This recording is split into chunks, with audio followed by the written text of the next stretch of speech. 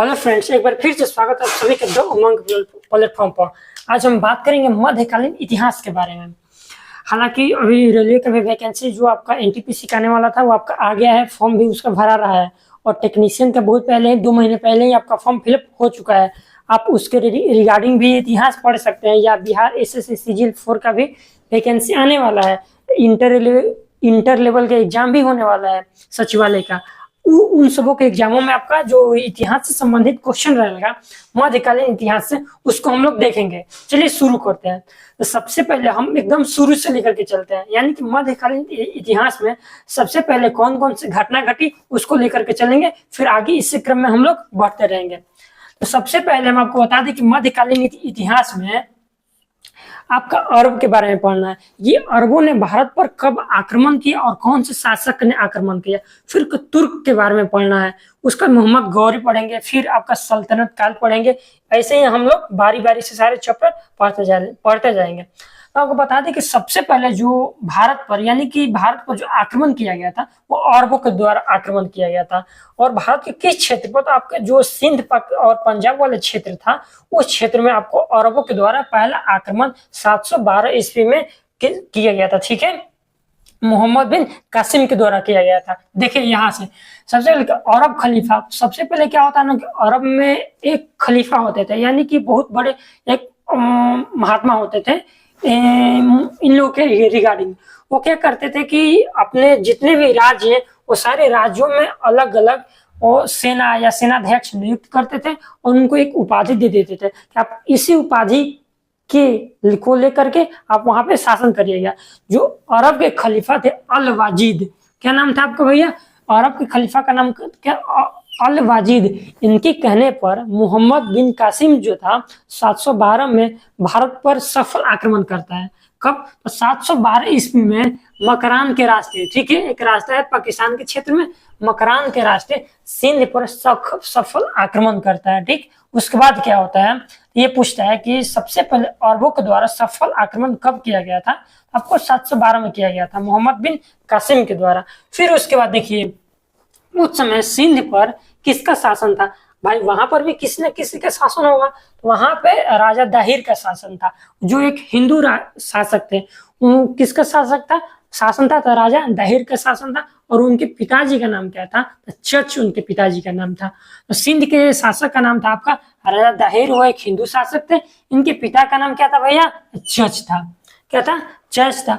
और उसके बाद देखते हैं कि राजा दाहिर राघौर के युद्ध में मारे जाते हैं, यानी कि जब सिंध ये जीत लेता है मोहम्मद बिन कासिम, उस समय राजा दाहिर की मृत्यु नहीं होती है, बल्कि राघौर के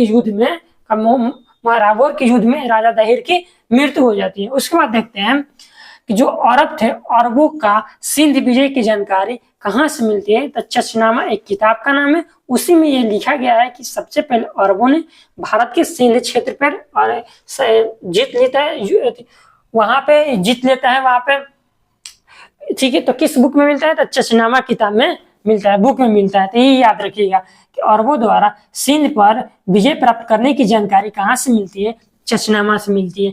फिर उसका अरबों का मुख्य उद्देश्य क्या था? ये ध्यान दीजिएगा, ये एग्जाम में कभी कभी पूछ देता है कि अरब जो थे, अरबवासी, उनका मुख्य उद्देश्य क्या था?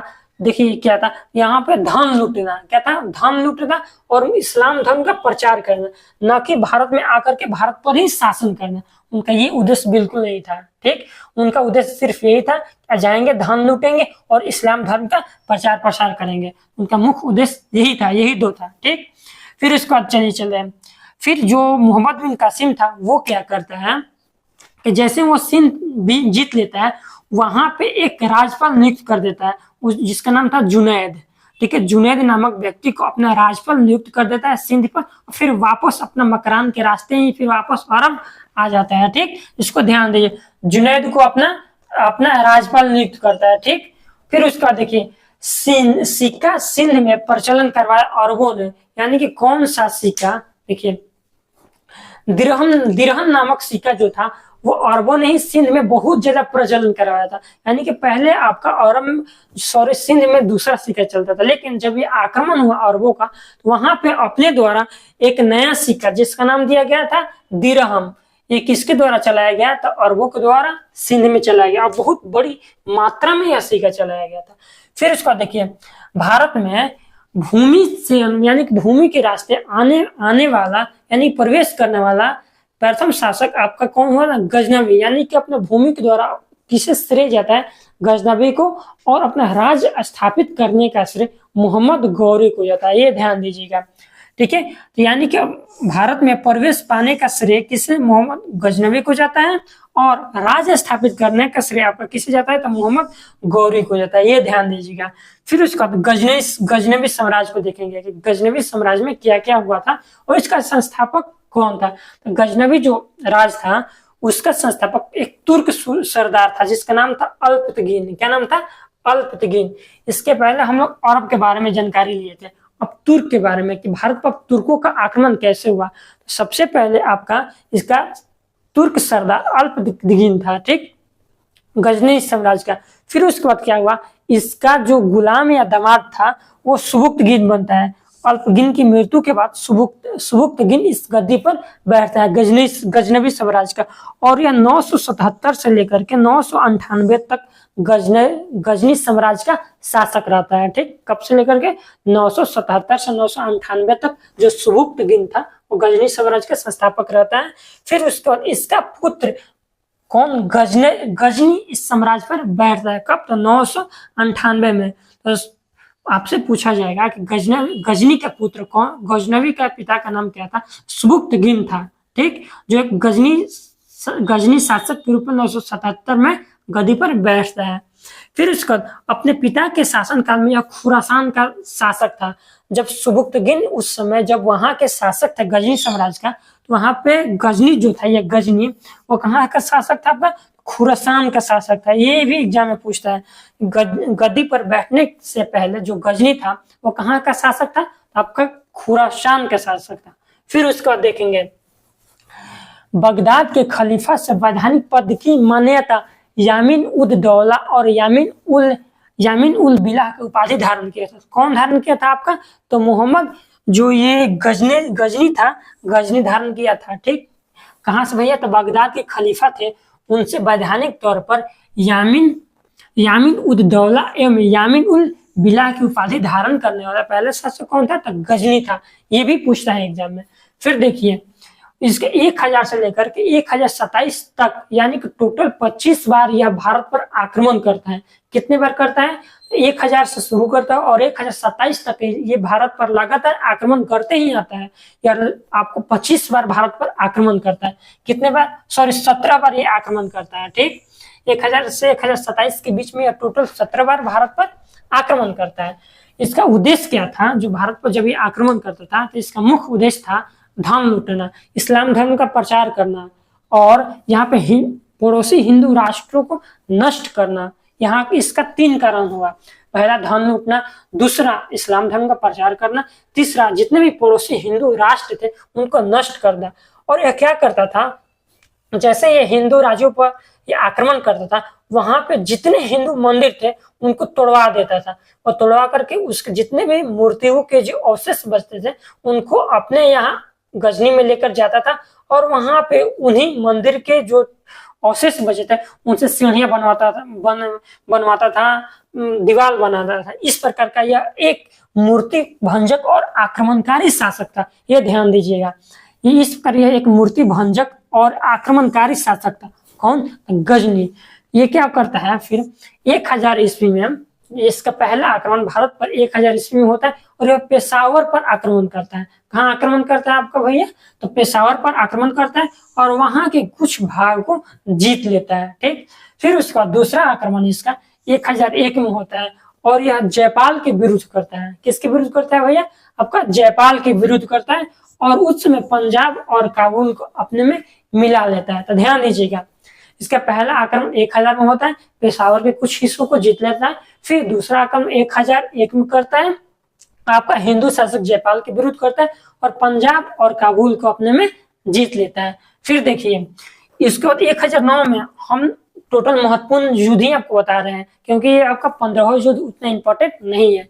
फिर 1009 में ये युद्ध करता है और जयपाल के पुत्र आनंदपाल को हरा देता है।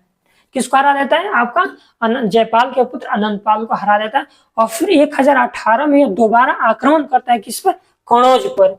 कहाँ आक्रमण करता है आपका भैया, कनौज पर 1018 में आक्रमण करता है। और वृंदावन और मथुरा से अपार मात्रा में, यानी कि बहुत ज्यादा मात्रा में धन को लेकर के लूट करके यहाँ से चला जाता है। ये ध्यान दीजिएगा, 1018 में कनौज पर आक्रमण कर वृंदावन और मथुरा को लूटता है, बहुत ज्यादा मात्रा में पैसा लूट करके, वो ज्वेलर माने गहना वगैरह सारा चीज, जितने भी हीरा मोती थे सारा लूट करके लेकर के चल जाता है। फिर इसका एक महत्वपूर्ण जो लूटा था वो उसको देखेंगे। और एक चर्चित आक्रमण जो था आपका 1025 में करता है। कब करता है, 1025 में करता है, गुजरात के सोमनाथ मंदिर पर करता है। देखिए वहां पे ये क्या होता है, 1025 में सोमनाथ मंदिर यानी कि गुजरात में यह आक्रमण करता है। और वहां पे जितना धन था, यानी कि उस समय जो सोमनाथ मंदिर था अपने संसाधन यानी कि अपने में बहुत एक विशाल एक मंदिर हुआ करता था, भगवान शिव से संबंधित ये मंदिर था। ठीक है, ये एक 12 ज्योतिर्लिंगों में से एक ज्योतिर्लिंग सोमनाथ को भी माना जाता है। ठीक, तो ये क्या करता है, वहां से धन लूटता है बहुत ज्यादा मात्रा में। और क्या करता है, उस मंदिर को यानी वो शिवलिंग, जितने भी मंदिर वहां पर अगल बगल थे या शिवलिंग थे, उसको तोड़ करके वो सारे पत्थर को लेकर के जाता है और मक्का और मदीना और गजनी साम्राज्य में उन मंदिर के अवशेषों से वो क्या करता है, सीढ़ियां बना देता है। ठीक, मक्का और मदीना में जाकर के वहां पे गजनी साम्राज्य ने सीढ़ियों पर लगवाया था, जिस पर वो पैदल उस पर पैर रखकर उस पर अपने साम्राज्य में जा सके। ठीक है, अपने सिंहासन पर बैठ सके, यानी मक्का और मदीना में भी वो सीढ़ियां लगाया था। फिर उसका देखिए अंतिम इसका युद्ध कब होता है, तो 1027 में होता है, जाटों के विरुद्ध होता है। ठीक, अंतिम युद्ध जिसमें यह गजनी घायल हो जाता है और इसकी मृत्यु 1030 में आपका हो जाती है। इसका अंतिम युद्ध अगर पूछा जाएगा तो 1027 में होता है, और किसके विरुद्ध, जाटों के विरुद्ध होता है, और उसमें यह घायल हो जाता है। ठीक, और ठीक 3 साल के बाद 1030 में इसकी मृत्यु हो जाती है। फिर उसके बाद देखिए क्या होता है, अलबरूनी, फिरदौसी, उत्तबी और फारूकी इसके दरबार में रहते थे। इसके दरबार में 4 इतिहासकार और कवि रहते थे। ठीक, कौन कौन से आपका भैया, तो अलबरूनी, फिरदौस, उत्तबी और फारूकी, ये चारों इसके दरबार में रहते थे। ठीक, फिर देखिए सुल्तान की उपाधि के धारण करने वाला ये पहला शासक था। ये भी पूछता है कि सुल्तान की उपाधि धारण करने वाला पहला शासक कौन था, आपका गजनी था। ठीक, फिर देखिए दरबारी इतिहासकार कौन था इसके, तो उत्तबी था। कौन थे दरबारी इतिहासकार, तो उत्तबी थे। और किताबुल यामिनी की रचना किसने किया था, तो उत्तबी के द्वारा किया गया था। शाहनामा के लेखक कौन थे आपका, तो फिरदौस थे। फिर देखिए किताबुल हिंद और तहकीक ए हिंद के रचनाकार कौन थे आपका, अलबरूनी थे। ये भी पूछता है कि किताबुल हिंद और तहकीक ए हिंद के लेखक कौन थे, आपका अलबरूनी थे। इसी प्रकार इसी प्रकार इसके बाद हम पढ़ेंगे मोहम्मद गौरी के बारे में। ठीक, यानी उसको यामिनी वंश भी बोला जाता है। ठीक, फिर उसके बाद हम सल्तनत काल की तरफ आगे बढ़ेंगे। आज के लिए इतना ही, मिलते हैं अगले वीडियो के साथ।